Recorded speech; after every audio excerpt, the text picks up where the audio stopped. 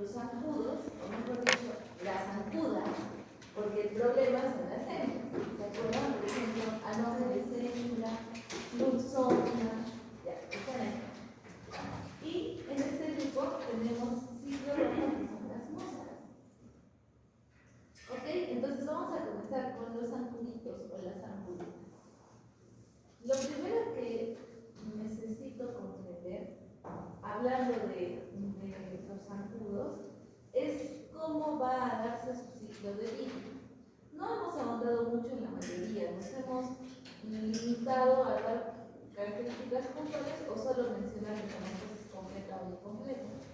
Pero en el caso de los zancudos sí tenemos que ir un poquito más allá, porque ya lo mencionamos en la fase anterior. El animal que más muertes ha cobrado a lo largo de la historia de la humanidad han sido los zancudos, más que cualquier otro. Entonces, es necesario saber cómo es su comportamiento para que en base a eso podamos brindar opciones de eliminación o de alteración biológica. Entonces, punto número 1. Los zancudos, el grupo Orthorhyncha, va a tener una metamorfosis completa.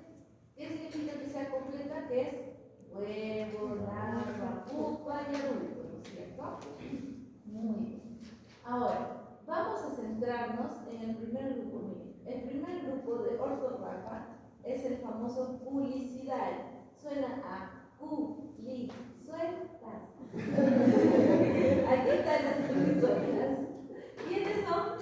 Aedes, Culex y Anopheles. ¿Ok?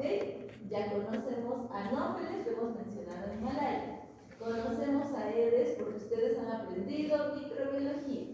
¿Qué transmitía Aedes? Por ejemplo, ¿cierto? Un hospital. Y tenemos Culex, que en realidad es el zancudo común y corriente. ¿Ok? Entonces, ¿cómo es que van a desarrollarse esto? Su estadio del huevo, miren, en el caso de Aedes, el estadio del huevo se va a colocar siempre sobre agua. Por eso una de las medidas de cuidado es no tener los recipientes de agua estancada abiertos. Porque si ustedes tienen agüita estancada abierta, libre de masa, viene el zancudito y deja sus huevitos. Entonces, en este caso, los huevitos pues se ponen de forma independiente, uno por uno. Miren en Culex los huevitos se ponen en balsa, todos juntos. Y en Anopheles van a tener unos flotadores laterales que van a hacer que se encuentren normalmente en la superficie. Les tengo que resaltar que en el caso de Aedes, ¿cómo es la colocación de los huevos? Primero los huevos se ponen en superficies secas, tú le agregas agua y allí es donde los huevos tienden ya a eclosionar. Por eso es que las veces que habrán ido alguna vez a un cementerio, prohíben actualmente tener floreros, ¿no es cierto?, con agua. ¿Por qué? Porque si tenemos floreros con agua estancada, más el ambiente cálido, más las plantitas, eso llama a los zancudos, van a poner sus huevitos, y si no es Culex que pone sobre el agua, puede ser Aedes, bueno, no en el caso del Perú, en otras ciudades, puede ser Aedes, que está el florero seco, están los huevos ahí, tú le agregas agua y pues permites que eclosione. Entonces, ya de acá podemos ir sacando la primera medida de prevención, que es no tener agua estancada destapada porque forma parte importante de su ciclo. Punto número 2. Una vez que han eclosionado estos huevitos, van a surgir las larvas. Y estas larvas sí son acuáticas. O sea, miren, esta es la superficie del agua y ellas viven dentro del agua. Pero a pesar de que viven en el agua, necesitan oxígeno para sobrevivir, necesitan respirar. Entonces, ¿cómo van a respirar? A través de, este es el famoso sifón respiratorio. Para que se acuerden del sifón respiratorio, ¿alguna vez han visto en los dibujos animados que cuando se mete algún animalito dentro del agua se pone una cañita y la cañita está burbujeando mientras camina dentro del agua? Ya, ese es el sifón respiratorio. Va a ser esa cañita que va a permitir tomar oxígeno del exterior, a pesar de que la larva tiene que crecer y tiene que desarrollarse dentro del agua. A diferencia de Anopheles no tiene sifón sifón respiratorio, entonces tiene que estar siempre paralelo a la superficie del agua, bien pegadito. Miren, en el caso de Aedes, su sifón respiratorio es un sifón corto, recto, casi en 90 grados con la superficie del agua. Y en el caso de Culex es un sifón respiratorio largo, por eso se inclina, hace una angulación. ¿Listo? Es un sifón largo y eso también le ayuda a respirar. Anófeles es completamente paralelo a la superficie del agua para poder succionar el oxígeno. Luego viene el estadio de pupa, que no es muy relevante en el aspecto clínico, así que seguimos avanzando. Y ahora nos vamos a ver al adulto. El adulto lo podemos reconocer por ciertas características. ¿Cómo luce el adulto de Aedes? Algunos dicen, o sea, lo más llamativo, si se dan cuenta, son esas manchas blanquitas, ¿verdad? Entonces, esas manchas blanquitas contrastan con el color negro, eso hace llamativo a la Aedes. Y si ustedes se ponen un zancudito así, es Aedes huya. Si es que tenemos a un Culex, un zancudito, que al momento de succionar la sangre se coloca paralelo a la superficie de tu piel, entonces es un zancudo común y corriente. Te va a producir prurito, un ahoggo, pero difícilmente es vector de alguna enfermedad. Sí es vector de enfermedades, pero no en el Perú, en África. Cuando se vayan de safari, ahí sí se cubre. Y en el caso de Anófeles, cuando succiona la sangre, miren, hace un ángulo bien marcado con la piel. Entonces, ese sí es un poco más peligroso, ese sí hay en nuestra selva peruana. ¿Ok? Muy bien, entonces ya hemos visto las diferencias. Este es el grupo Culicidae, Aedes, Culex, Anófeles. Ya saben que los estadios van a darse algunos en el agua y otros en el exterior. En el agua están los huevitos que pueden no tener flotadores y colocarse de forma independiente, estar todos juntos en balsa o tener flotadores laterales. Tenemos el estadio del agua, dos de ellos sí tienen sifón respiratorio, uno corto, otro largo, y Anófeles no tiene, por eso tiene que estar completamente pegado a la superficie del agua. Y en el caso del adulto tenemos Aedes con estas manchas características, mientras que Culex y Anófeles se diferencian por la forma en la que piensan. Este sucede la sangre en ángulo y este en paralelo. Muy bien, entonces, los primeros estadios no se viven en el agua, por eso si yo cuido todos mis recipientes, estoy evitando que el desarrollo globular de Q. Así que mucho cuidado con eso. Y en el caso de los adultos, bueno, ya los adultos van a migrar donde está su comida. ¿Y dónde está su comida? Los animales de sangre caliente, o sea, nosotros, los animalitos, los perritos, los gatitos y demás, porque son hematófagas las hembras. Los machos más bien van a alimentarse del polen de las flores. ¿Qué enfermedades? Entonces, vamos a acordar. Primero, Anófeles hembra va a ser responsable de ser vector de dos enfermedades. Una que ya conocen. ¿Cuál era? Malaria. No ahondo más en malaria porque ustedes han dominado eso en la segunda fase. Así que podemos volver a hablar un poquito de malaria en el examen y ya saben, ahí nos repetimos, ¿no es cierto? Muy bien. Y vamos con la segunda enfermedad que sí no la hemos mencionado y también es un parásito.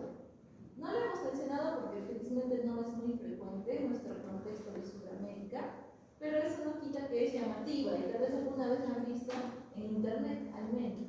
La famosa filariasis, o también conocida como elefantiasis. ¿Cómo es? Miren, es un nemátodo. ¿Un nemátodo qué es? Es un gusano cilíndrico, ¿no es cierto? Redondo. Este nemátodo ingresa en el estadio de la rata, así como las mucinales, como nuestras mucinales, entra. Y lo que hace no se va para la sangre, se va para los vasos linfáticos. Y en los vasos linfáticos, cuando transita, los esclerosa, o sea, primero se inflama y luego se esclerosa. Y no solo eso, sino que también puede quedarse atrapado. Entonces, si mis vasos linfáticos se obstruyen, la linfa no puede drenar y se empieza a estancar. Y se empieza a estancar. Y los miembros que son afectados, normalmente los miembros inferiores, pues adoptan esta forma que parecen las patitas de un elefante.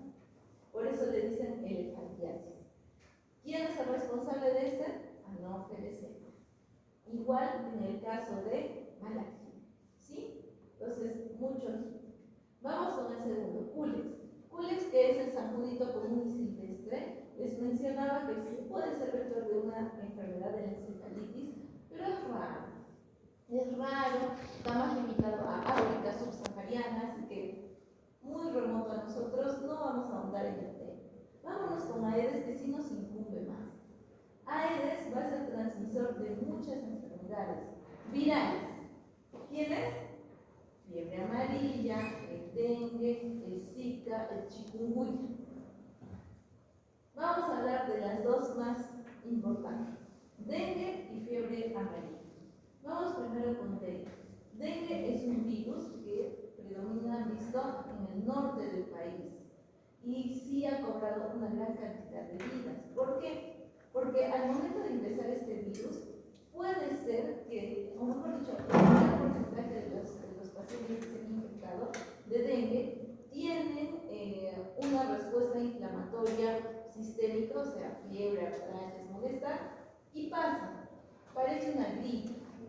Tal vez lo más llamativo que podría decir es dengue y no gripe, es el dolor retroocular, y eso les va a servir para los exámenes que vayan a dar en el futuro. Si ustedes alguna vez leen dolor retroocular, o sea, detrás de los ojitos, es dengue. Punto final. ¿Listo? Muy bien.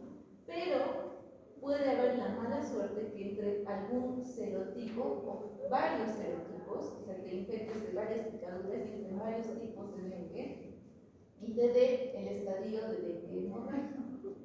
Y cuando da el dengue hemorrágico, miren, lo que va a hacer este virus es afectar al endotelio, o sea, lo que tapiza los vasos sanguíneos. Y si yo rompo endotelio, rompo vasos, ¿verdad? Y sangre. Entonces, esto va a conllevar a que haya sangrado en todas partes, y este sangrado también afecta, o este virus también afecta a las plaquetas. Entonces sangro y no puedo coagular. ¿Cómo se muere mi paciente? A la fecha se han sacado algunos reportes de que sí hay una vacuna contra el dengue porque es un virus, pero aún no se ha extendido ampliamente, todavía se hacen pruebas, y la verdad es que sí se ha cobrado la vida de muchas personas hasta la fecha. Personas inclusive conocidas. Uno de los más conocidos que ha fallecido por dengue recientemente, sí, ha sido el ingeniero bailarín. De verdad, súper joven. O sea, ¿quién iba a imaginar? No se lo llevó al COVID, se lo llevó al virus.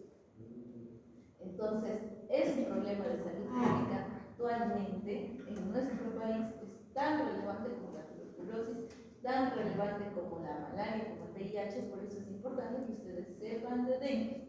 ¿Ok?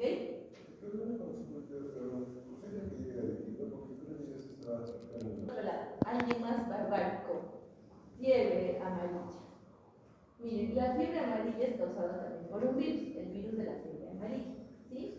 Felizmente, este sí tiene vacuna, que se pone a los bebitos a los 15 meses más o menos, y también cuando tú vas a viajar a algún lugar endémico, te piden, y en buena hora te piden.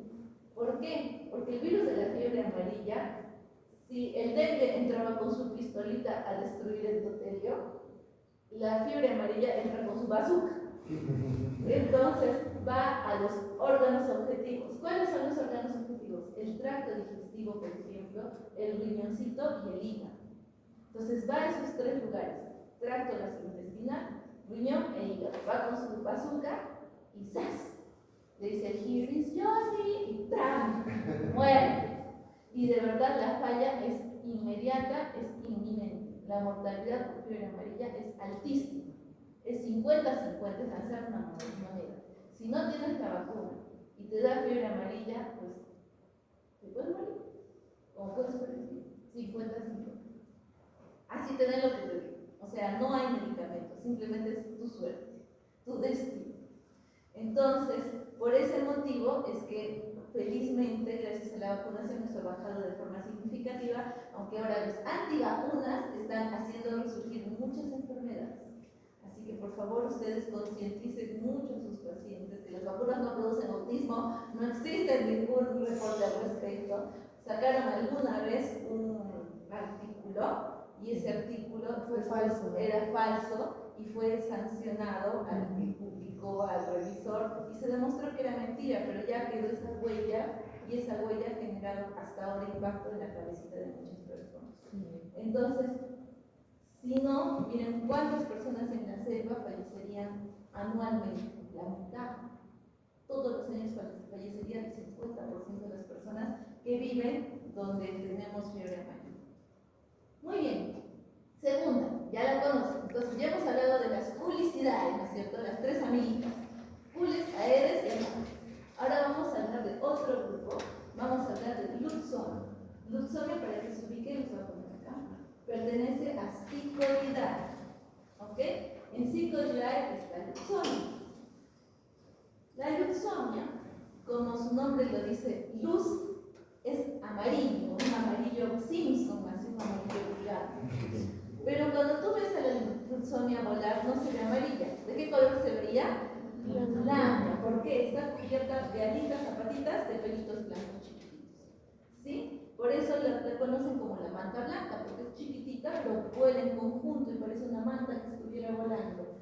Entonces, esta Luxomia va, de la misma forma que las anteriores, va a tener un desarrollo inicial de huevo, larva y pupa en aguas, pero recuerden, debajo de las piedras, en lugares oscuros. Se llama Luxomia, que es una luz, pero odia la luz. Entonces van a estar siempre en la oscuridad. Y cuando sea adulto, va a salir a picar en las noches. Por eso es que en la selva, cuando ustedes van a la selva, aconsejan, sobre todo cuando se meten dentro de la selva, que hasta las 5 o 6, hasta que haya luz solar, puedes estar en el exterior. Después lo recomendable es que te metas a tu vivienda, porque si no te vas a cruzar con la luz. ¿Listo? Ahora, en cuanto a la Luxomia, ¿de qué enfermedad era vector? De leishmaniasis. Pero hay otra enfermedad también que no es un parásito, sino una bacteria, que es la famosa Bartonella bacilliformis. Exacto. La Bartonella bacilliformis es una bacteria que produce ¿qué enfermedad? Muy bien, la enfermedad de Carrión y también la fiebre del oroide. ¿Sí? Entonces, también no puse tanto al respecto. Pero estas enfermedades, en el caso de la Bartonella bacilliformis, también es muy frecuente en la zona central del Perú. Y se ha visto, hay fotos de reportes en los que los pacientitos tienen una lesión cutánea de la leishmaniasis en un cachetito de la utra y en el otro cachetito tienen la verruga peruana. O sea que fueron múltiples veces picadas con regurgitación, picadura de las Luxomias y esto hizo que afloren las enfermedades. La única manera de frenar esto pues es frenando la Luxomia, ¿no? Y teniendo esos cuidados que les mencionaba, sobre todo no estar en las noches fuera. Vamos con el tercero, el Simurium. Ese sí les apuesto que no han escuchado nunca, pero sí lo han visto. Sí lo han visto. El Simurium es un zancudo, pero es un zancudo gordito. Entonces muchos lo confunden con mosca. Parece mosca, luce como mosca, pero en realidad es un zancudo porque se alimenta de sangre. Las moscas no se alimentan de sangre. Si se les para alguna vez una mosca, ya sea mosca chica o mosca grande, esas verdes horrorosas, en su piel, les dejarán pues cosas sucias, pero no los van a picar. No los van a picar porque las moscas no pican, no tienen la probóscide, no tienen el aparato que permita succionar la sangre. Y algunos de ustedes dirán, no, pero a mí se me ha picado una mosca gorda, negra. Esa era Simurium. Entonces, el Simurium es un zancudo que tiene el tórax ancho, inclusive es tan ancho que parece que estuviera jorobado, miren, como si la cabeza saliera de la mitad o una tercera parte del tórax. Parece una mosca jorobada y se caracteriza porque es muy negra, negra, oscura. ¿Sí? Aquí están. Entonces, esta mosca, o mejor dicho, este zancudo, vive donde hay ríos, porque su ciclo de vida no se da en agua estancada, se da en agua en movimiento. Les pregunto, ¿en Arequipa tenemos ríos? Por eso que tenemos en Arequipa algo simulio. Sí lo podríamos encontrar, sí lo podríamos ver. ¿Sí? Y ahora, el simulio va a ser de la misma forma, el hematófago, el macho se alimenta de polen, pero va a ser vector de una enfermedad que gracias a Dios también está en disminución, casi en desaparición. La famosa oncocercosis. La oncocercosis también es causada por un nemato, o sea, un gusano cilíndrico, ¿verdad? De la misma forma es L3 la forma infectante, y lo que hace es que al ingresar a nuestro cuerpo, su objetivo final es los ojitos principalmente. Entonces se aloja en la cámara anterior de los ojos y allí es donde va a vivir. ¿Qué pasa si un gusano vive en mi ojito? ¿Veo o no veo? Por eso es que la enfermedad que produce se llama la ceguera de los ríos, porque el vector que vive en los ríos crece, nace, se reproduce en los ríos, y allí es donde va a picar, meter a la oncocercosis, y al alojarse en el ojito produce ceguera. Muy bien, entonces ya hemos terminado con los zancuditos. Entonces ya saben, aquí algunas medidas de prevención. Hay este pececito que han visto que tiene bastante afinidad por alimentarse de las larvas de los zancudos. Por eso dice que su crianza ayuda a disminuir la tasa de incidencia, pero en las zonas inhabitables de área estancada. Y bueno, los insecticidas para tratar de disminuir, el uso de los mosquiteros, el tema de la vacunación en el caso de enfermedades prevenibles como la fiebre amarilla. Muy bien, vamos con las moscas. Ciclo rápido. Moscas. Las moscas también tienen subtipos.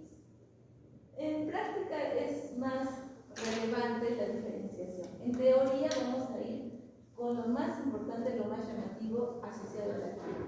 ¿Listo? Entonces vamos a hablar primero de la clásica mosca que todos conocemos y hemos visto alguna vez, la mosca doméstica. La mosca doméstica, la mosca clásica, es pequeñita. Miren, no pasa del centímetro. Lo que tal vez le da volumen son las alitas, pero es pequeño. Como les mencionaba, el aparato bucal solo tiene la capacidad de succionar líquidos. Entonces, ¿cómo hace la mosca para alimentarse? Se posa, por ejemplo, sobre la popó, porque las moscas tienen una gran atracción por la materia orgánica en descomposición. Donde hay materia orgánica en descomposición, ahí están las moscas. Entonces se posa allí, coge con su boquita un trocito y mastica, pero no puede pasar sólidos. Entonces mastica tanto que luego escupe y después succiona. Por eso les decía ellos. Y así es como sobrevive tu día mientras va planificando cosas marítimas en el campo. ¿Listo? Entonces, ¿por qué les hago hincapié en esto? Porque el ciclo de vida de la mosca gira en torno a la materia orgánica en descomposición. ¿Qué resulta? Cada vez que la mosca quiera reproducirse, va a acercarse a la materia orgánica en descomposición, idealmente la popó, deja ahí sus huevitos y se va volando. Estos huevitos se sumergen, ingresan al interior de esta materia orgánica en descomposición. Y como adentro es calientito, eso permite que eclosione. ¿Qué es lo que sale de su interior? Las larvas. Esta larva tiene un dientecito o dos dientecitos dependiendo del tipo de larva, y de esta manera se va a ir abriendo paso, comiendo hasta la superficie. Cuando llega a la superficie es que comió lo suficiente, ya pasa a la siguiente etapa, a la pupa. Se endurece. Y una vez que transita el tiempo necesario, que no es mucho tiempo, se abre y sale una horrenda mosca para continuar. ¿Listo? Entonces, recuerden que todo el ciclo de vida de la mosca es en la popó, por no decir en animalitos muertos o en cosas muertas. Entonces, si la mosca se para en la comida, ¿qué se hace con esa comida? De nada de... No, por favor, acuérdense de este ciclo, por eso hago hincapié. ¿Ok? Muy bien. Listo. Ahora, De alguna manera, la mosca es vector, pero no vector biológico, sino vector mecánico. Porque en esta popó, si es humana, por ejemplo, puede haber una serie de elementos, ¿no es cierto? ¿Cuántos parásitos hemos aprendido que eliminan sus huevos junto con las heces del humano? O sea, los nematodos, los cestos, inclusive los protozoarios salen los quistes. Entonces, ¿cuántas enfermedades pueden ser llevadas desde la popó hasta tu comidita gracias a la mosca? Entonces, ustedes dirán, pero me he lavado las manos, he desinfectado mi tenedor, mi cuchillo y hasta los alimentos los he bañado 20 veces en lejía antes de comer, pero basta que se paró la mosca y todas esas medidas de cuidado a la basura. ¿Listo? Entonces tengan mucho cuidado con las moscas porque por allí comienzan las infecciones. ¿Ok? Muy bien. Ahora, esa es una parte ya conocida, esa es una parte bastante lógica, pero las moscas tienen otra cara. No solamente son causantes de estas enfermedades como vectores mecánicos, sino por sí mismas pueden producir una enfermedad que se llama miasis. La miasis es una enfermedad causada no por la mosca adulta, sino por las larvas de la mosca. ¿Ok? Entonces, primero les voy a detallar las características más importantes de las larvas y después vamos a asociarlas clínicamente con las enfermedades para terminar con esta clase de terror. ¿Listo? Primera larva, la larva de la mosca doméstica. La larva de la mosca doméstica tiene esta forma alargada. En un extremo tiene un dientecito, ¿ven? Este dientecito. Con ese va a abrirse paso a través de la materia orgánica y se va a alimentar. Y en el otro extremo, en la parte ancha, tiene como riñoncitos, ¿ven estos riñoncitos? Ya, esos se llaman espiráculos respiratorios. Por acá va a respirar, por acá va a entrar el oxígeno. Entonces se abre paso por aquí y por acá va a respirar. Tienen dos espiráculos respiratorios que dan la apariencia de riñoncitos. Esa es la de la mosca doméstica, la clásica de tres. Segunda larva, la larva de la Cotylonia omnivorax.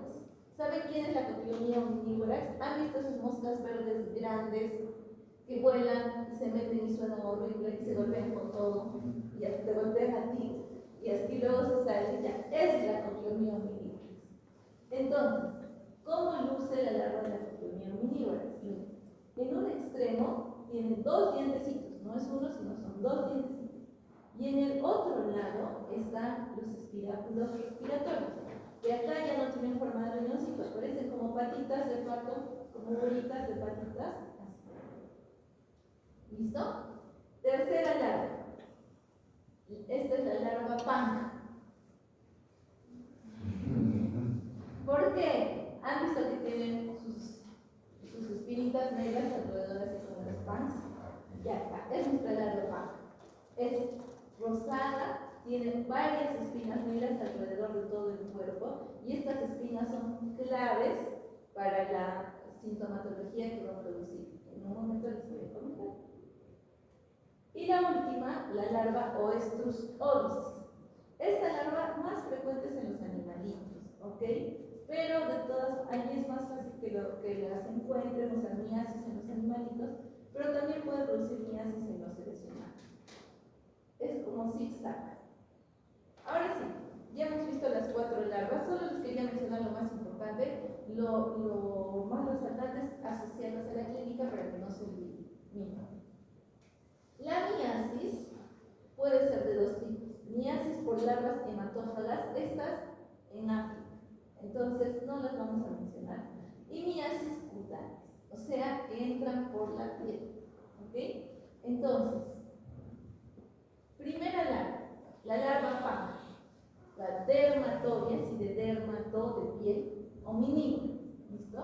Entonces, esta, hominis, perdón, dermatobia, hominis.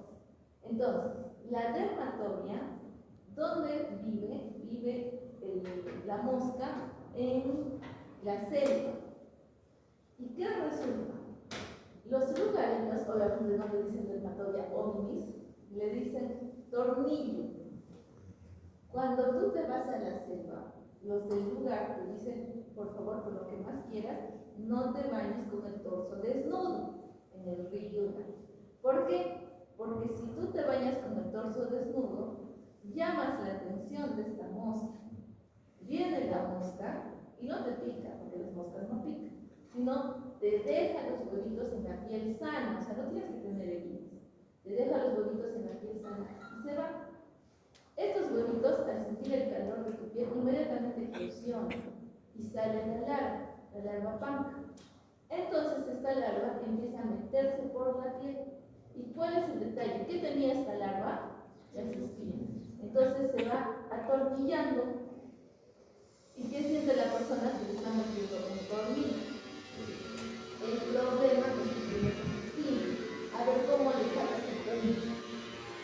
Porque cuando tú tratas de sacar, pues las espinas hacen resistencia y duele el doble. Entonces, ya resulta un problema para esta persona. Esta larva avanza, se aloja, succiona, se alimenta de la materia orgánica alrededor, no específicamente de sangre, de la piel, del hipodermis, se da la vuelta, sale, se hace pupa y cae.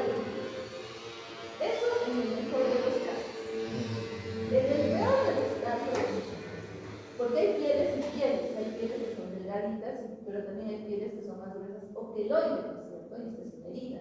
Entonces entra, la piel reacciona, se inflama, se endurece, y cuando trata de salir para volverse pupa en la superficie y caer, no cae porque la piel se endurece. Entonces se hace pupa ahí nomás en la superficie, y pasado el tiempo, ¿qué es lo que sale de la pupa? Una mosca.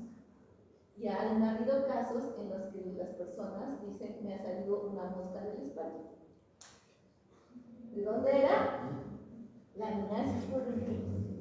Entonces, la larva se llama Dermatoria omnis.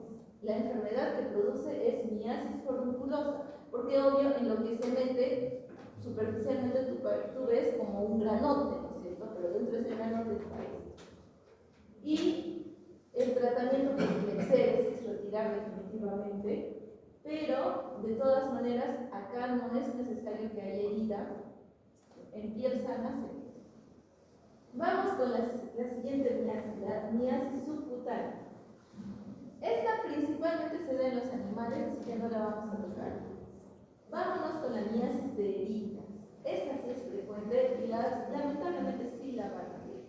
La miasis de heridas o de lesiones cutáneas se va a dar en pacientes o personas que tengan materia orgánica en descomposición. ¿Qué personas tienen materia orgánica en descomposición en su cuerpo? Pacientes con diabetes, cuando están con el principio diabético, porque es descomposición. Cuando hay algún trombo y hay muerte de la piel, también. Cuando hay un cáncer, el cáncer descompone, se rompe, daña. Hay tipos de cáncer, claro, pero por ejemplo el de poliuretino, por ejemplo, hay cánceres que producen fibrosis. Entonces, esto atrae a las moscas, y si es que hay alguna herida expuesta, pues va a aprovechar esa herida para que deje ahí sus huevos. Deja los huevos, les hablo aquí de la... Puede ser la coprionía, principalmente la verde. ¿Listo? Entonces la verde, la coprionía omnívoras, deja sus huevos y los huevos van a eclosionar, sale esa larva y esa larva empieza a alimentarse de tejido de descomposición o de tejido muerto. Sin embargo, primero se alimenta del tejido muerto y cuando llega a la parte del tejido vivo, no se ve. Entonces, estas se alimentan tanto del tejido muerto como del tejido vivo. La puerta de entrada es la lesión, tejido muerto, pero sigue avanzando. Y hay reportes pues, que han llegado a atravesar calota, han llegado a atravesar vísceras, porque ya el nivel de la cantidad de número de miasis fuera significativo, era muy grande, ¿no? Ya son personas definitivamente en abandono social, que no tienen el cuidado adecuado. Y para terminar el trauma, las miasis cavitarias. En el caso de las miasis cavitarias, no es necesario una herida, solo es necesario cavidades. ¿Qué cavidades expuestas tenemos? Las las orejas, las fosas nasales, la boca, los ojos. Entonces, ¿quiénes se ubican en la región auricular? La larva de Oestrus ovis, Oestrus ovis, ojos y oídos. ¿Listo? Oestrus ovis van a ver en oídos y en ojos. ¿Listo? ¿Quién más? En oídos, la hominívorax, o sea, la mosca verde maligna. Nasofaringe, la mosca verde maligna. Entonces, ni se les ocurra dormir con la boca abierta si tienen una mosca verde rondando su cuarto. Mátenla primero. ¿Listo? Y por último, genito urinario. Y ustedes dirán, ¿pero quién anda libre, no es cierto? Las personas que están en abandono social. ¿Alguna vez han visto alguna persona, algún loquito en la calle que está andando desnudo? Esos pacientitos son los que normalmente tienen miasis genitourinaria. Entonces, por eso hay mucho cuidado, porque aquí la mosca doméstica y también la doméstica. Muy bien, entonces, ya saben, ¿cómo es el control? Hay que mantener limpio las vitrinas, o sea, en la casa principalmente, evitar que haya exposición de material de descomposición, o sea, los tachitos de basura cerrados, que no estén expuestos para no tener monstruos, que haya limpieza frecuente, las vitrinas, lavarse todos los manitos, las heridas no tenerlas expuestas para que no se vaya a parar ninguna cosa. Muy bien, y lo último, cucarachas. En las cucarachas tenemos la cucarachita y el cucarachón. La cucarachita es la cucaracha clásica de clásicas, aquí está esta chiquitita, que es la Blattera germanica. ¿Sí? La cucaracha se caracteriza porque pareciera que no tuviese cabeza, pero en realidad la cabeza está flexionada, está metida acá abajo. Y generalmente anda llevando sus huevitos. ¿Sí? Esta es pequeña, es café de 1 centímetro, máximo 1,5 centímetros. El cucarachón es la famosa Periplaneta americana. Son cucarachas mucho más grandes, les salgo hasta 5 centímetros. Son los famosos capis. ¿Alguna vez se han encontrado con un capi? Si no es acá, tal vez en la playa. Claro. Y cuando lo han pisado, ha sonado así horrible, pero aún así no ha muerto y ha seguido caminando como si nada. Ya, ese es un periplaneta americano. ¿Listo?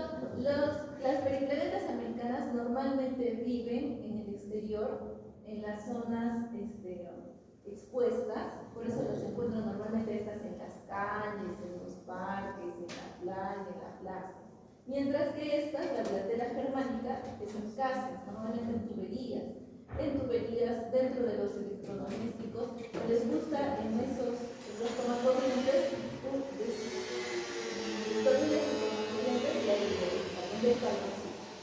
sin embargo, estas viven, o mejor dicho, salen a alimentarse en las noches. Son omnívoras, pero no pican, no tienen la capacidad de producir una picadura. Entonces, eso no va a generar una lesión dermatológica propiamente, pero son vectores mecánicos al igual que las moscas.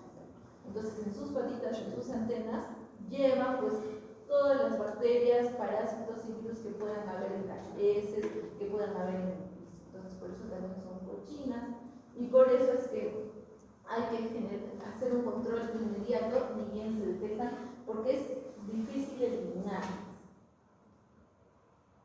¿Cuál es el control? El secreto de la vida. Funciona.